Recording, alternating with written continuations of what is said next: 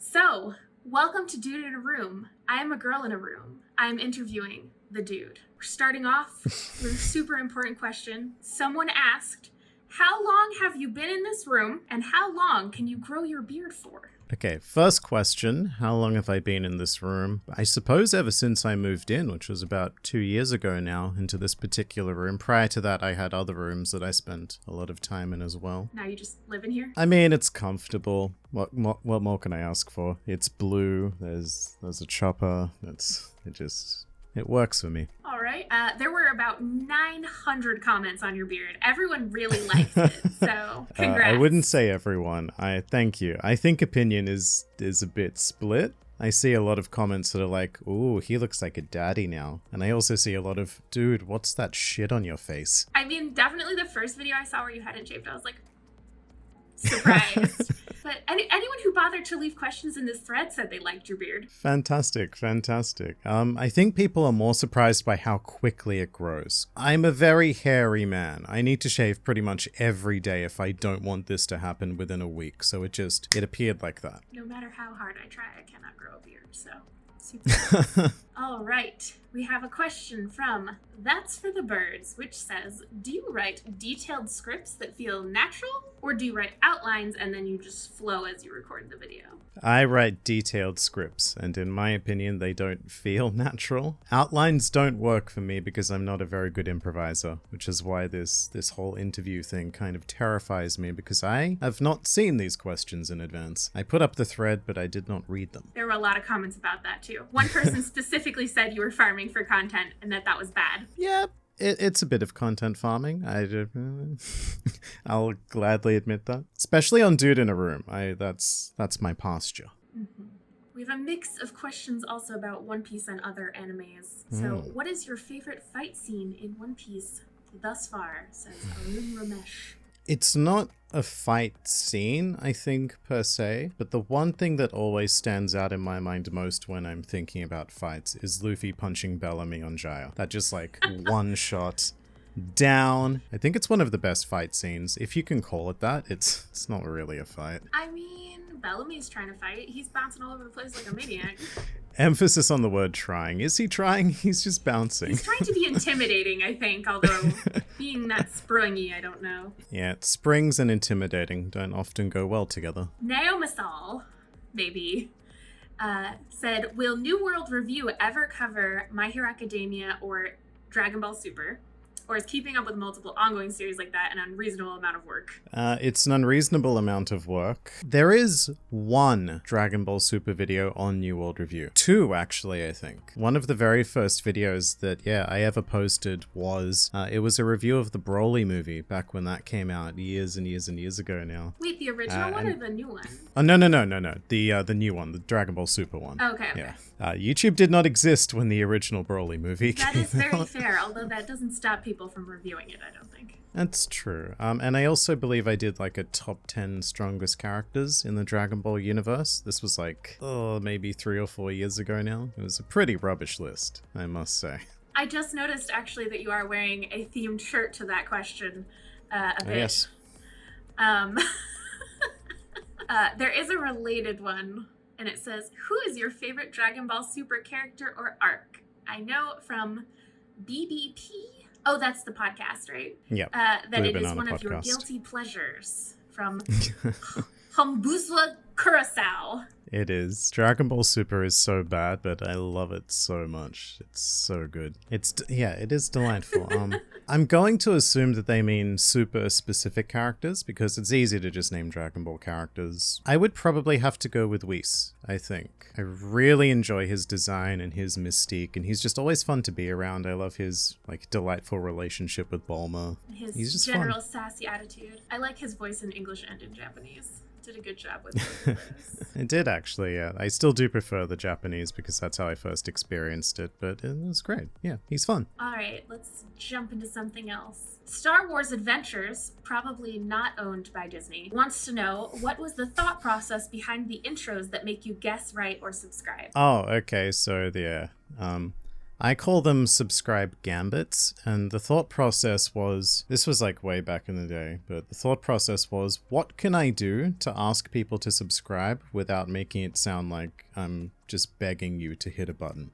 Because my personal practice is that you need to provide someone some sort of value in exchange for clicking the button. And I really hate going, like, subscribe, hit the bell. So I wanted to turn it into a fun game where, if you lose, then you have to honor the rules of the game. So, you get like 10 seconds of entertainment in exchange for maybe subscribing. And if you get the question right, you don't have to. And you get to feel all high and mighty. I do feel extremely high and mighty when I get it correct. Sandra wants to know, how was your day? And what treats does your dog Flamingo like best?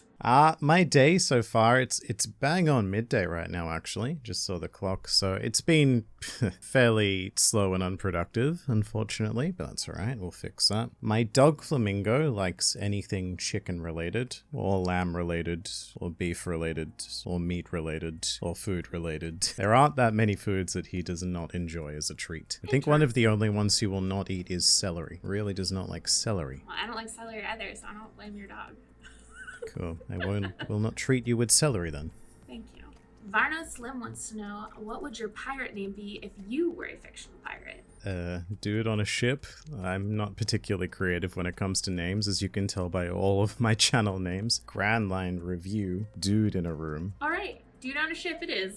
Melissa MGM Studios, again, questionable origin, wants to know, what do you think Big Mom would have been like if Mother Karma was successful in selling her to the Navy? I think she would have gone with it. I think that she would have worked her way up all the way into admiralhood. Maybe, probably not beyond that, because I don't think she's quite the strategic mastermind to become a fleet admiral, but she would have been a pretty great asset. I would have loved to see the giant Big Mom with a marine coat, actually. That sounds like some fan art someone should do. I feel like it's fan art someone may have already done. Evan is curious.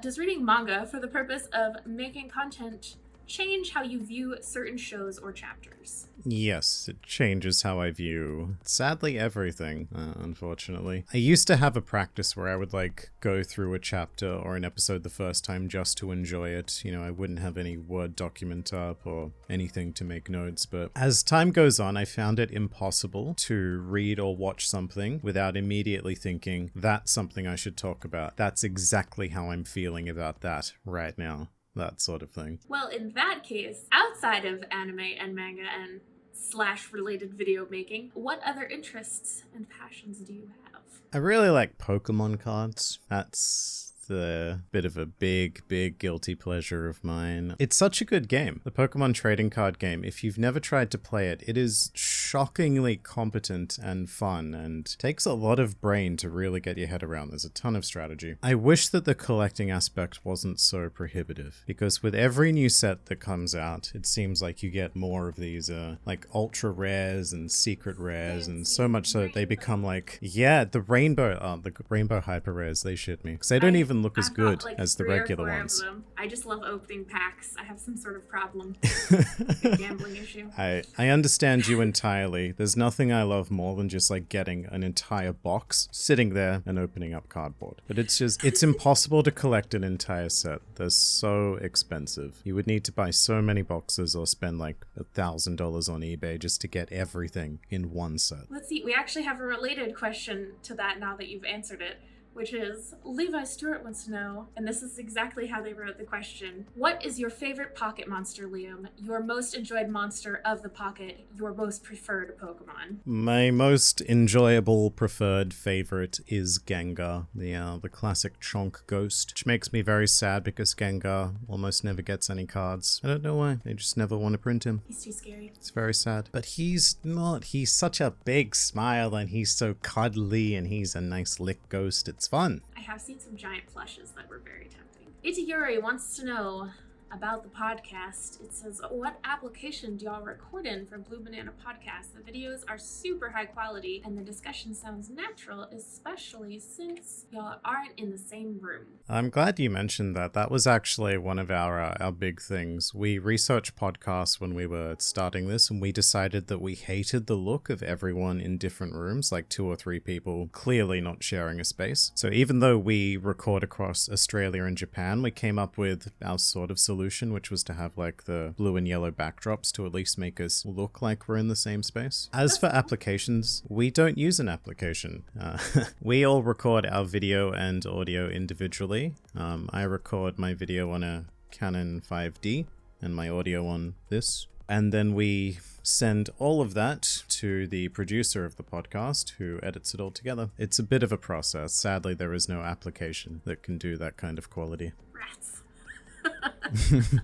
Oh, here's something that there was a ton of questions about. Is Grand Line Waifu ever going to come back and do more reviews? Everyone really liked her Hunter series. Look, never say never.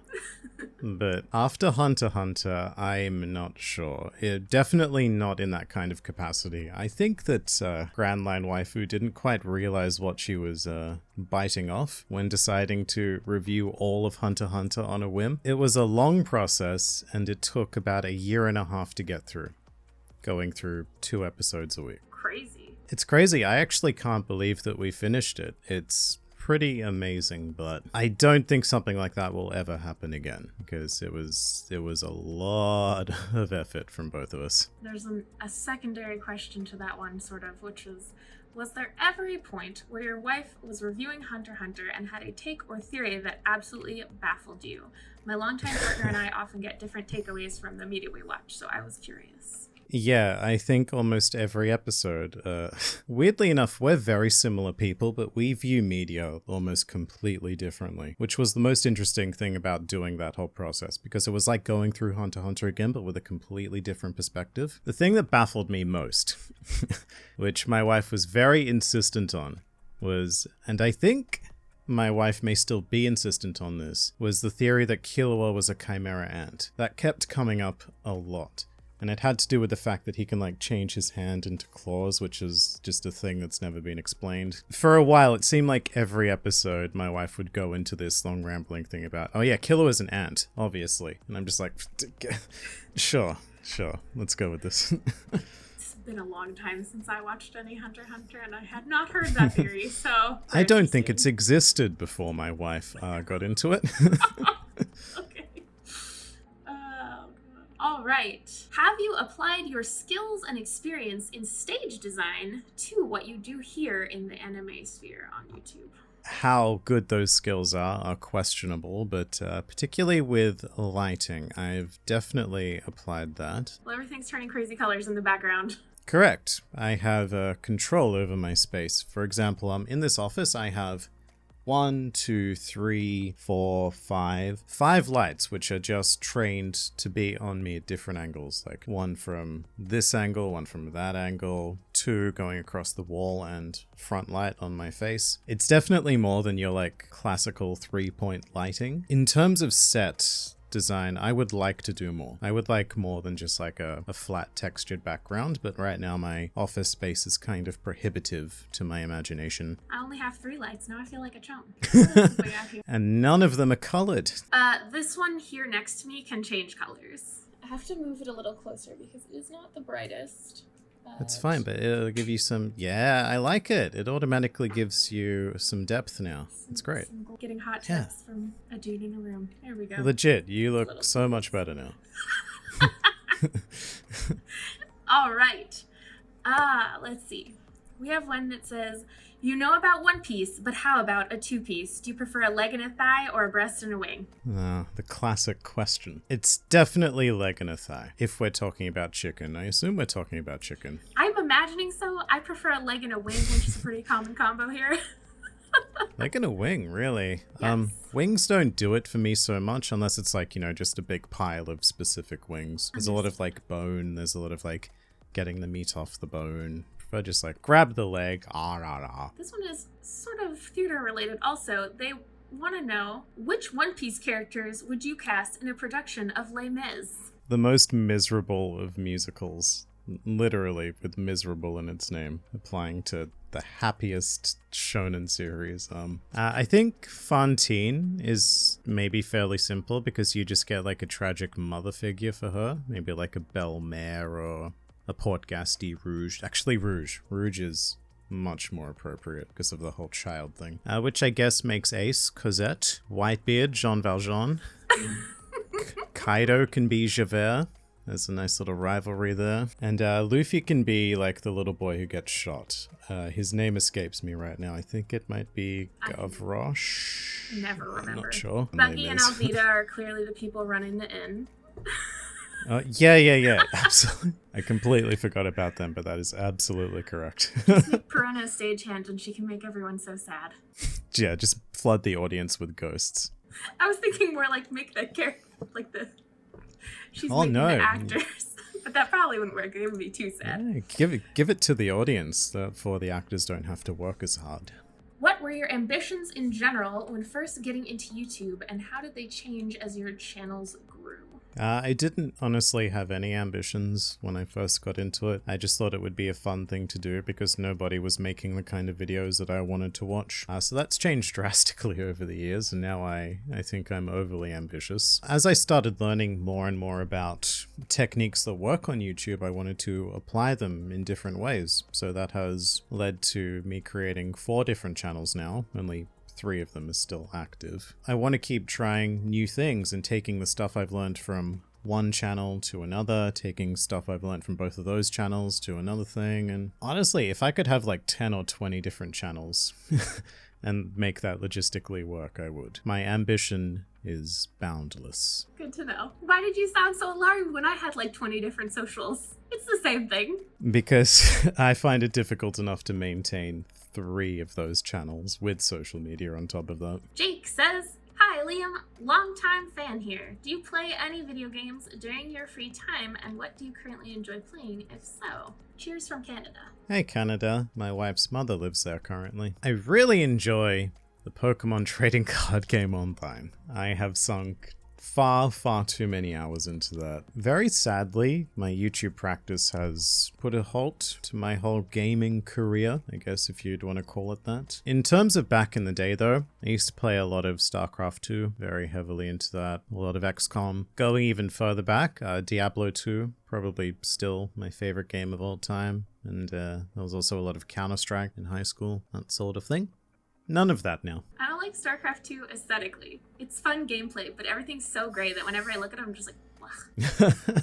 All right. If you could have any animal, real or fictional, as a pet with no chance of danger being an issue, what would it be? Obviously a giant panda. I love pandas. They're my favorite animal. I have one here. This is Panda from Jujutsu Kaisen. He's a big part of why I enjoy Jujutsu Kaisen so much. So yeah, bring on the panda. Can't wait till Future Tech lets you have a panda as a pet. It's very unlikely. Apparently they're quite difficult to get out of China, to say the least. I would take a red panda.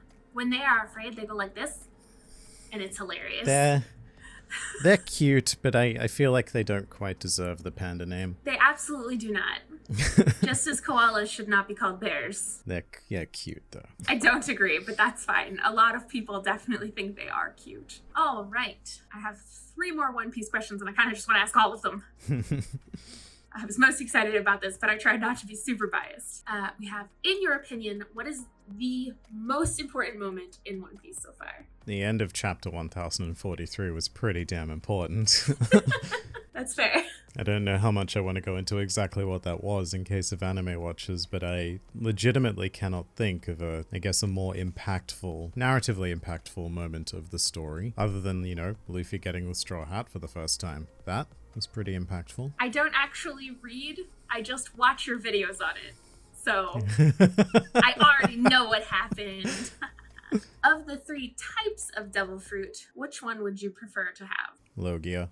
It's quick, it's easy, it's invincible against most people. And Paramecias and Zoans are very risky, because if you take a Zoan fruit, then you could get the Dachshund fruit. You could just become a long sausage dog. Or, with Paramecias, you could become a bubble man. Ooh, but with Logias, I guess the worst thing that can happen is that you become a swamp human, and even then, that's a pretty alright ability. I feel like if you wanted to, you could just turn it off. So they aren't so swampy.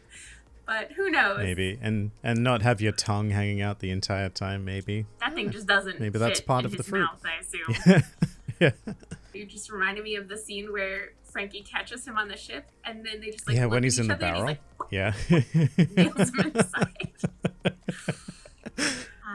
would you rather have Skywalk or the Climate Act with Zeus? Oh, the Climate Act. Easy. I mean, maybe I should rethink that because I don't understand weather as much as Nami does. So I might not be able to use the Climate Act. I mean, I guess you could fly on Zeus, possibly still. Potentially. It's difficult to say how tangible he is, kind of like a Nimbus cloud. Like, is it just Big Mom that could ride on him? I can't remember if Nami is still hauling around that piece of Viver card for her Big Mom, but if so, maybe she could still ride him. I think it got taken off her at Whole Cake Island. I vividly remember a scene where they did take one of it, the Charlotte children went half, deep into her and cleavage. So later she commanded one of them, and they were like, "Why do I?" Oh yeah, King Bomb. Yeah, like. So I don't know. Let's see. People would like to see your manga collection if you have one arranged somewhere. I don't think I can really have you do that on the interview, but just so you know. I can't show you my manga collection because it's not arranged. I can maybe try and show you my One Piece collection. It's not going to be very interesting for you, Brooke, because I'm going to use the other camera, but I'll be back. Oh, it looks pathetic. So the shorter answer to that question is no, apparently I cannot. But I have been planning on making like an office tour at some stage, so you'll see it then. Man, I miss having my bookshelves. Let's see. If you could have an interview with your favorite mangaka, what would be the weirdest question you would ask? Do Mangaka Poop, I think, is a good one. There's that look on your face. It's like a classic One Piece joke. It's the first thing that Luffy asks anyone That's fair. he meets that isn't like human. Do skeletons poop? Do mermaids poop? So do Mangaka poop? Because we don't know for a fact that they do. They work very hard. I don't know where they get time. I've seen his schedule and I don't recall there being time for that. Correct. So, what are some general lighting tips you can give to startup YouTubers trying to improve their aesthetic? Well, we did just go over one with Brooke here. Make sure to light yourself with a bit of depth. Like, you've got a light pretty much smack bang on the side of you, right? Yeah, it's like just off to the side of the screen here. Yeah, that's great. So do I. I have it coming from two sides, actually. Yeah, and you've got some backlight, do you? Over there. Yeah, so you've got like a solid 3-point lighting setup. Creating depth, very important, because, for example, if you've got your classic 3-point lighting setup, but it's all the same color, it's just going to look flat regardless. Whereas if you do give that side lighting a different color, all of a sudden you are so much more tangible. Like, this shot has a lot of depth now, and it's very pleasant to look at. Well, there you go. You gotta get yourself a light that changes colors. Yes. Also, try and light your space. I'll try and show you what my space looks like without this. But like, ooh, it's kind of dark and fun. Don't neglect your surroundings. Make sure to light your space as well, not yourself. We have here, how do you deal with getting burnt out with all of the stuff you are doing for your various channels? Is it easier if you're working with something you're passionate about? Answer to the second question, yes, much easier. Answer to the first one, I deal with getting burnt out in very, I would say, unhealthy and self-destructive ways. I pretty much just push through it, basically. And that is a very unhelpful and kind of depressing answer, but that's how I've been primed to exist via theater, because in that industry you don't really ever get to take breaks. You're sort of always on, and it just transfers over to YouTube. It's just the lifestyle that I've had my entire adult life. Like, I'm lucky in that Zeus and I don't tend to get burned out at the same time. So like, if I am just like, I want to take a nap, he's like, no, you gotta go do stuff. Temporary boss mode. Yeah, it probably helps having a business partner. As a man of theater, what is the funniest play you have ever seen or been involved in working with? Funniest play I've ever seen, it has to be The Play That Goes Wrong, which is by Mischief Theatre, and it started in the West End in London, I believe. I don't know if that's where it started. That's where I saw it. It's basically about a community theatre troupe putting on a murder mystery play where everything, as the name implies, goes wrong. It is the most hilarious thing I have ever seen, along with some of their other shows. The show must go wrong. Do. The show must go wrong, and it goes so very wrong. It's especially good if you've worked in theater, because you recognize most of the problems that that are happening, and so it really cut me there. Curtis would like to know that if you had to have a milkshake with a fictional character, who would it be, and what flavor is the milkshake? So I'm kind of a milkshake snob. I'm just going to put that out there. So first step, it ain't going to be no milkshake. We're turning this into a full-on thick shake. I don't do milkshakes. I'm going to take it to that next level. It's probably going to be chocolate, vanilla, why bother, strawberry, caramel. That's just the budget version of chocolate. As for who it would be with, I don't know. Who likes milk? Luffy and Momo and Brooke. I was just thinking that. Yeah, let's go with Brooke, you know. Let's make his bones a bit healthier. Get some calcium onto them. I'm at the totally opposite end. I love very liquidy milkshakes. Ugh. And I like mint chocolate chip. But That's fine. I'm not gonna lie, I'm slightly disappointed. all right. And on the whole theme of food, what is your favorite type of breakfast food? This is a tricky one because I'm like a notorious not breakfast eater. I don't generally feel hungry in the morning. So my favorite breakfast food is probably coffee. Let's see. Do you ever have anime dreams? Maybe. I don't really ever remember my dreams, so it's difficult to say what I dream about. I would be surprised just with what I talk about and think about all day if there weren't fictional pirates in my dreams, but I can neither confirm nor deny. All right. The last question that I've got here is from Joe J, and they want to know, what devil did you make a deal with to become so handsome? It was definitely one of the lesser devils because I don't think it worked as well as I wanted it to. So, next time I've got to splurge a bit, you know, sell a bit more of my soul and get like the top quality handsome. All right. Well, there you have it, everyone. You and I have interviewed a dude in a room. All right. Well, thank you for letting me interview you. Thank you for interviewing me. It was good fun. And yeah, since neither of us know how to end the video, That's it. It's over now. The end.